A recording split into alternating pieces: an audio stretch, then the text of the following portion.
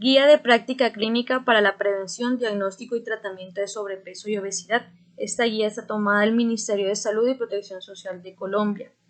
La presente guía de práctica clínica aborda la prevención, el diagnóstico y el tratamiento de sobrepeso y obesidad en la población adulta mayor de 18 años. Asimismo, ofrece recomendaciones basadas en la evidencia respecto a prevención de estas mismas entidades en niños y adolescentes que sirvan de herramienta para la toma de decisiones por parte de los profesionales en el abordaje integral de esta condición. El principal enfoque de esta guía es indicar las medidas de prevención que deben de mirarse desde el contexto individual y colectivo, para lo cual el sistema de salud debe disponer de grupos interdisciplinarios que ofrezcan un manejo integral de la sobrepeso y obesidad, incluyendo prevención, creando ambientes saludables y seguros para practicar actividad física, promover estrategias que faciliten acceso a consumo de frutas y verduras y planteación de políticas que generen un cambio estructural. Respecto al tratamiento, las estrategias que logran mayor impacto son las que incluyen manejos interdisciplinarios, donde se abarque las perspectivas del problema, incluyendo tratamiento nutricional, psicológico, actividad física, participación en conjunto con trabajo social y ocupacional. En cuanto a la intervención médica, se incluye la valoración de posibles causas secundarias, intervención dietaria, prescripción de actividad física, educación en hábitos de estilos de vida saludable, prescripción medicamentosa y la cirugía cuando las condiciones de salud y el índice de masa corporal de la persona lo amerite.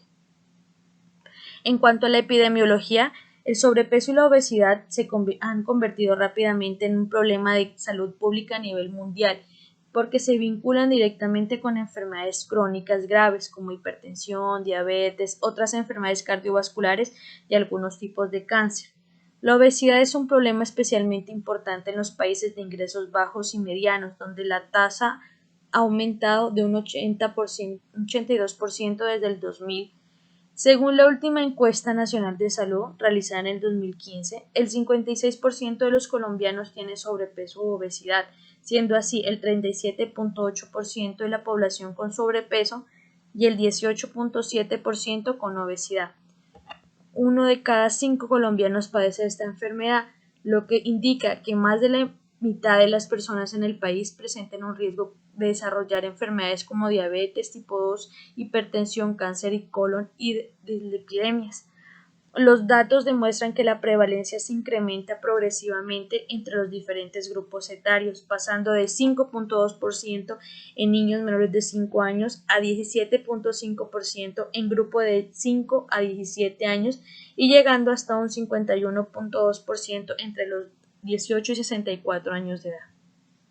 En cuanto a la definición, la OMS nos indica que la obesidad y el sobrepeso corresponden a un espectro de una patología caracterizada por acumulación anormal o excesiva de grasas de etiología múltiple, en el cual intervienen múltiples factores, tanto genéticos, ambientales, psicológicos, siendo su principal causa, pero no la única, el desbalance energético entre las calorías consumidas y gastadas, lo cual genera repercusiones sistémicas comportándose como un factor de riesgo para el desarrollo de enfermedades cardiovasculares, aparato locomotor y algunos tipos de cáncer.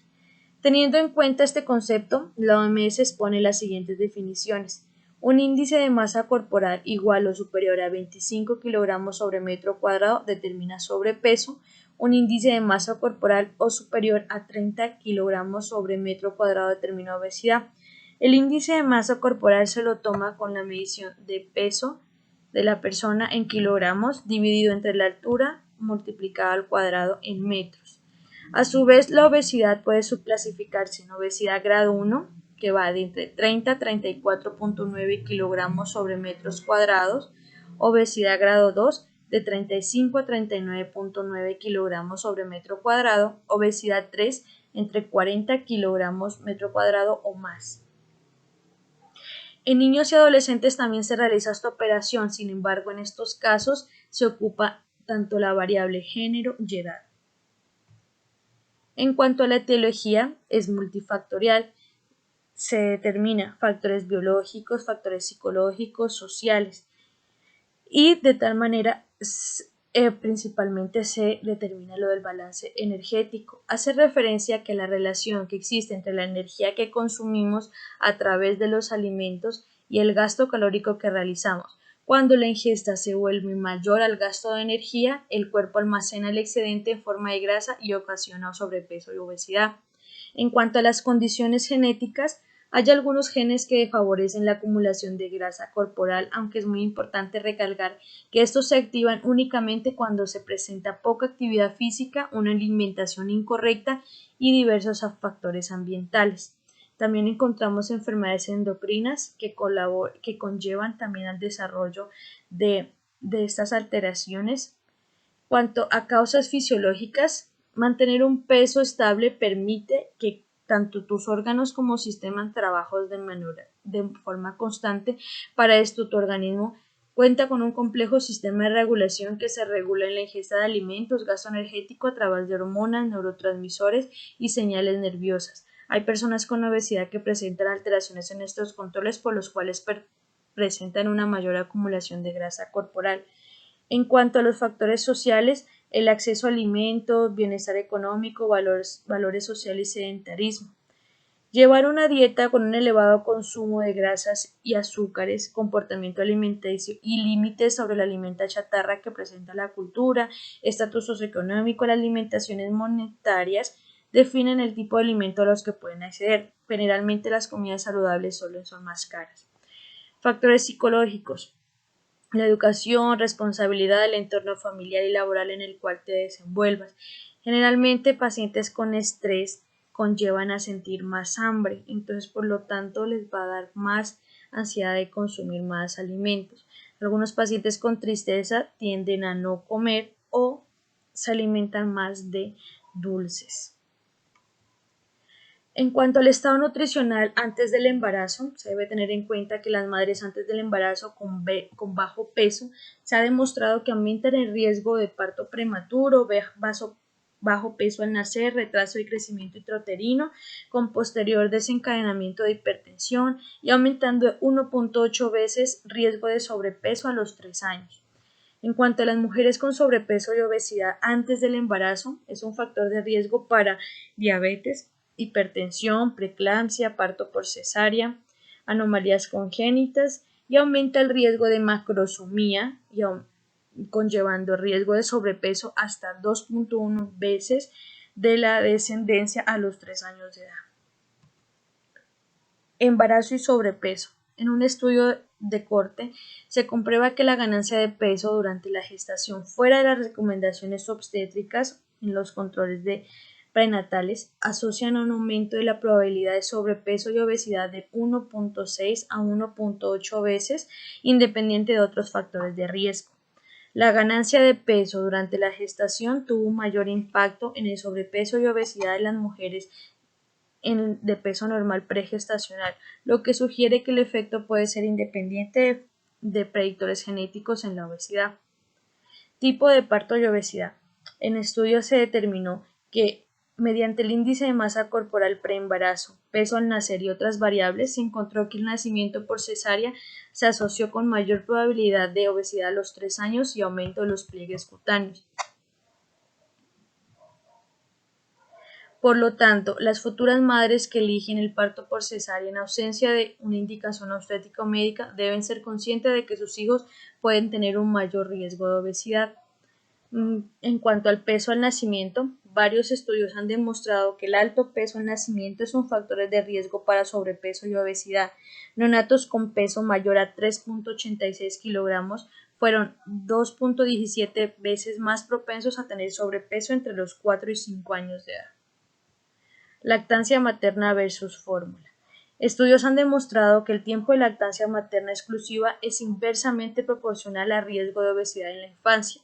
Los bebés alimentados con leche materna libre de demanda autorregulan su ingesta ya que deben succionar activamente para sacar leche, mientras que el uso de biberón puede conducir a una mala autorregulación de los bebés en las señales de hambre y saciedad, alteradas por la percepción de sus cuidadores. En un análisis de regresión multivariado se indicó que los lactantes alimentados con biberón en el primer trimestre de vida tenían 71% o 2 veces más probabilidades de vaciar la botella o taza en el segundo semestre de la vida.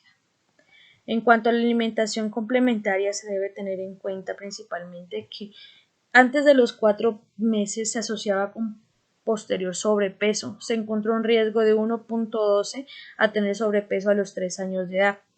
Los lactantes alimentados con fórmula antes de los 4 meses fueron 6 veces más propensos a tener sobrepeso a los 3 años. Sin embargo, esta relación no fue significativa en los lactantes alimentados con leche materna, sugiriendo una mayor asociación de sobrepeso en los alimentados con fórmula independiente del tiempo de introducción de la alimentación complementaria.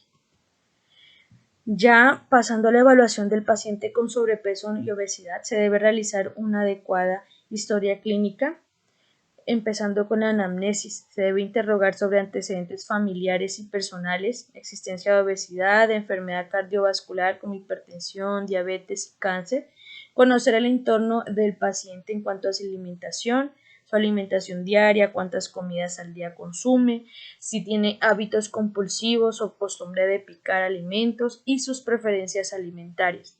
Interrogar sobre actividad física, la cotidiana, como caminar, ir de compras y el ejercicio programado, yendo al gimnasio, a trotar, prácticas deportivas. Se debe obtener información sobre las posibles dificultades que existen en la creación de cambios de estilo saludable, como limitaciones físicas, económicas, sociales, si hay presencia de tabaquismo, consumo de bebidas alcohólicas y identificación de medicamentos del que toma el paciente para asociarlos con un incremento de peso, como lo son la insulina, los antidepresivos tricíclicos, entre otros. En cuanto a la revisión por sistemas, se debe hacer énfasis en buscar complicaciones asociadas a la obesidad, así como causas de obesidad secundaria, búsquedas de signos o síntomas en personas con hipotiroidismo, de diabetes mellitus tipo 2, síndrome de Cushing, insuficiencia cardíaca, insuficiencia renal, alteraciones en el ciclo menstrual o alguna otra endocrinopatía, retraso estatural o mental en el niño que haga sospechar una obesidad congénita, signos y síntomas que hagan sospechar una existencia de un pseudotumor cerebral, como lo son cefaleas de instauración reciente, cambios en el comportamiento, alteración de campo visual o el vómito. En cuanto al examen físico, se debe realizar una adecuada toma de signos vitales, peso, talla, presión arterial, circunferencia de la cintura y así el índice de masa corporal. Igualmente se debe hacer una exploración física encontrándose presencia de signos de obesidad secundaria, como lo dije anteriormente, hipotiroidismo, síndrome de Cushing, síndrome de ovarios poliquísticos y a la vez consecuencias de la misma obesidad, signos de insuficiencia cardíaca, dislipidemias, hipertensión, diabetes, acantosis nigricans, hirsutismo, estrías violáceas abdominales o axilares, hiperpigmentación cutánea. En cuanto al diagnóstico, se debe también complementar con toma de paraclínicos, perfil lipídico completo, glucosa, hemograma, creatinina y transaminasas, para lo cual se debe sospechar complicaciones y solicitar estudios correspondientes complementarios como determinación de hormonas como cortisol, insulina, pruebas tiroideas. En este cuadro podemos observar las posibles complicaciones, por lo cual se debe tomar los exámenes complementarios. Si un paciente se toma una glucosa, se puede determinar si tiene prediabetes o diabetes. Se va a repetir esta toma de paraclínicos para conllevar si es una causa secundaria o una consecuencia de la misma obesidad. También el perfil lipídico con aumento de colesterol, triglicéridos, también se va a complementar el diagnóstico con unas lipoproteínas para definir el riesgo. En cuanto a la distribución de grasa corporal, se debe realizar una medición de pliegues cutáneos. Se han utilizado con el fin de determinar el grado de adiposidad. Es útil para estimar la grasa corporal total y requiere de la utilización de un plicómetro.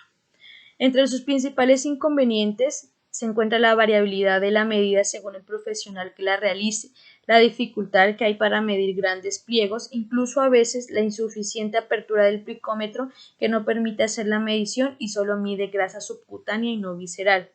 En cuanto a la medición de circunferencias o perímetros corporales, encontramos el índice de cintura-cadera.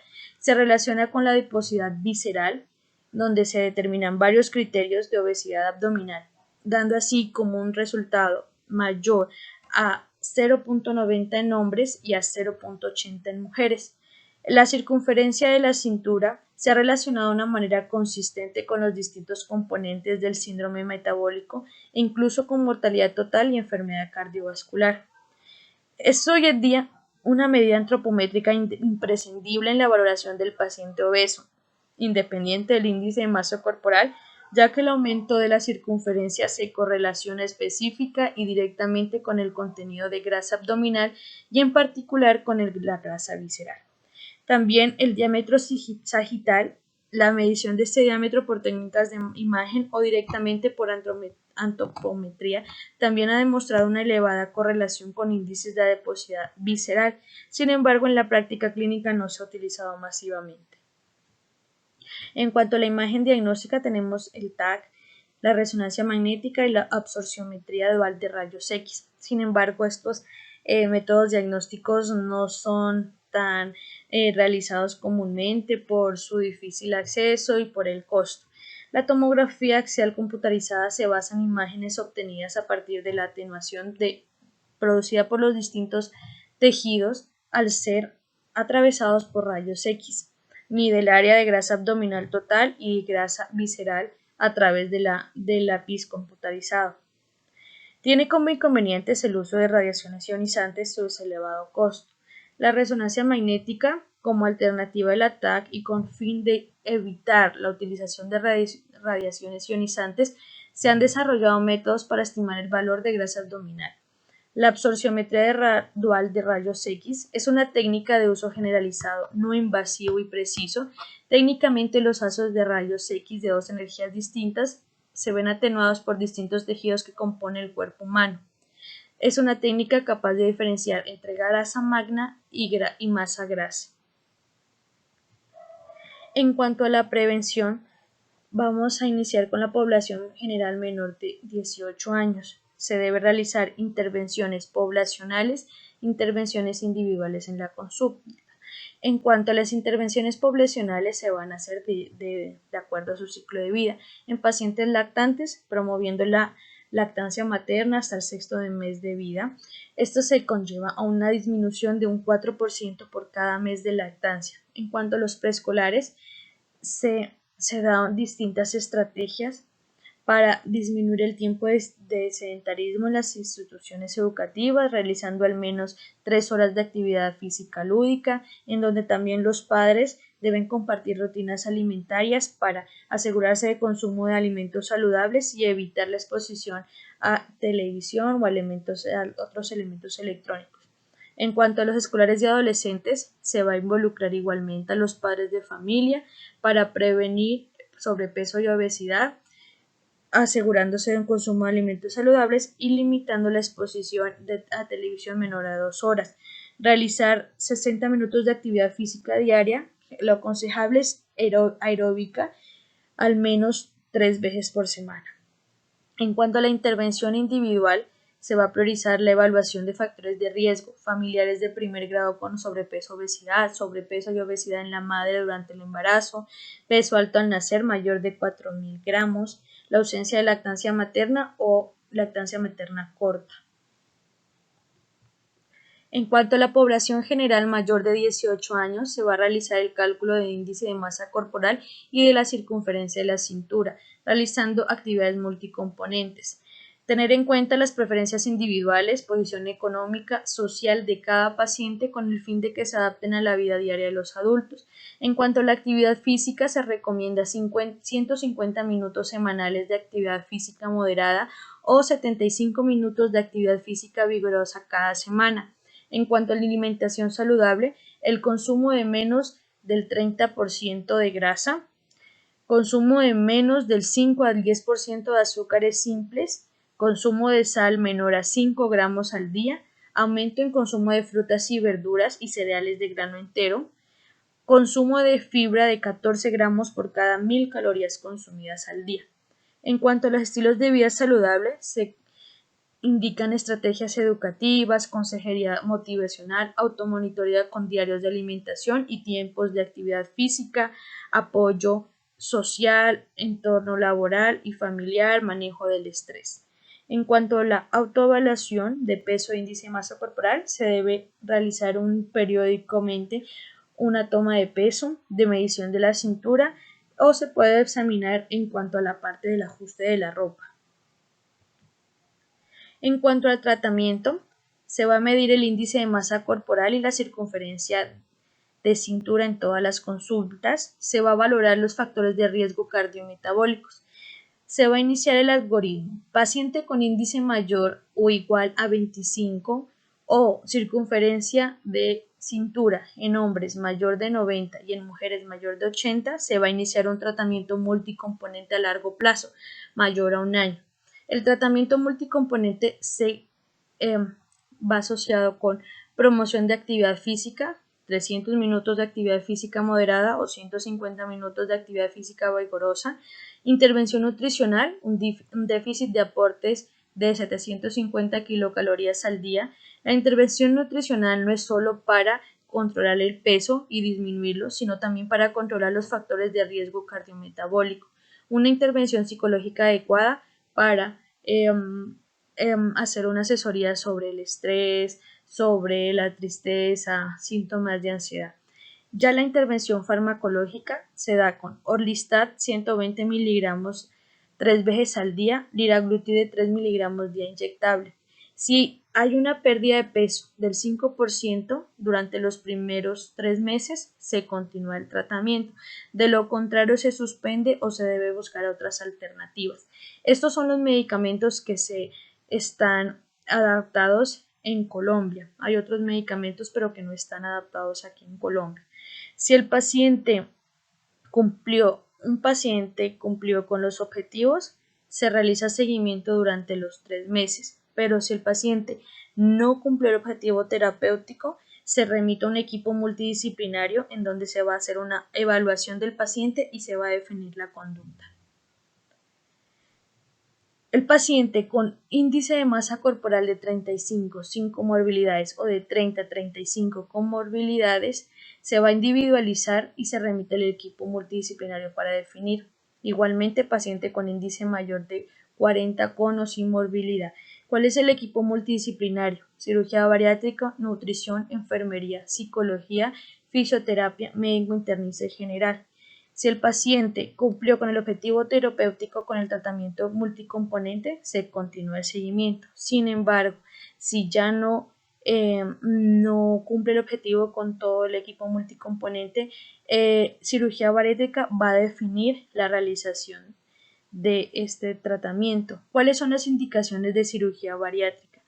Un índice de masa mayor de 40 o superior con o sin comorbilidades, índice de masa entre 35 y 40 con comorbilidades y el fracaso de manejo de primera línea, alimentación saludable, estilos de vida saludable, actividad física y tratamiento farmacológico. En cuanto a las cirugías bariátricas, se encuentran las cirugías restrictivas, que son procedimientos que disminuyen la capacidad de cavidad gástrica, los malabsortivas, que se van a alterar la anatomía intestinal llevando un cambio en la absorción de nutrientes, y los mixtos, que son una restricción combinada.